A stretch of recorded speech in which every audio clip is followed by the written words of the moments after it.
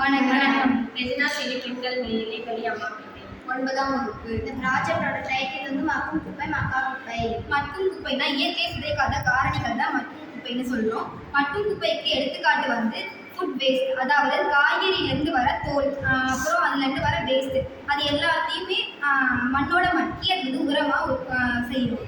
உரமாக உருவாக்கி அது வந்து இந்த மாதிரி பிளான்ட்ஸ்லாம் நிறைய போட்டு அது வந்து பிளான்ட் வளர உதவுது. மக்கா குப்பை இதுக்கு எடுத்துக்காட்டு வந்து நெகிழி. இது உயிரினங்களையும் மரங்களையும் பாதிக்குது.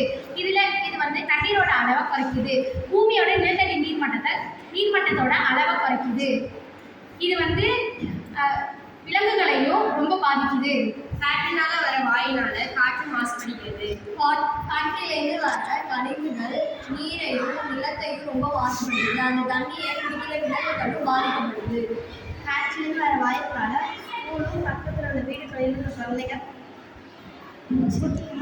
மூச்சு திணறல் போன்ற பிரச்சனைகளுக்கும் பாதிப்பாகுது. இதையும் மக்கும் குப்பையில உள்ள நன்மைகள் இது வந்து இந்த மாதிரி இந்த இயற்கை கழிவுகளால் வரதை பயன்படுத்தி நம்ம மரங்கள்லாம் நடலாம். இந்த மரங்கள்னால ஆக்சிஜன் போன்ற நல்ல வாயுக்கள் வந்து விலங்குகளுக்கு உயிரினங்களுக்கெல்லாம் ரொம்ப உதவுது.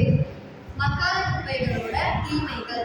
மக்காத குப்பையை நம்ம யூஸ் பண்ணுறதுனால நம்மளுக்கு நிறைய தீமை ஏற்படுது. பிளாஸ்டிக், நெகிழி பொருட்களை நம்ம யூஸ் பண்ணுறதுனால நிலம், நீர், காற்று எல்லாமே மாசுபடுது. அதனால் நம்ம முடிஞ்ச அளவுக்கு நெகிழி பொருட்களை பயன்படுத்தாமல் இருக்கலாம்.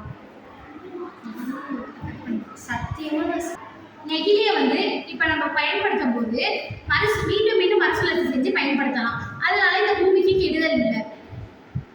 முடிஞ்ச அளவுக்கு நெகிழியை நம்ம பயன்படுத்தாமல் இருக்கலாம். அதனால நம்மளுக்கும் இந்த பூமிக்கும் அதிகமாக நன்மைகள் ஏற்படுது. அப்புறம் பஞ்சப்பையை ரொம்ப பயன்படுத்தலாம்.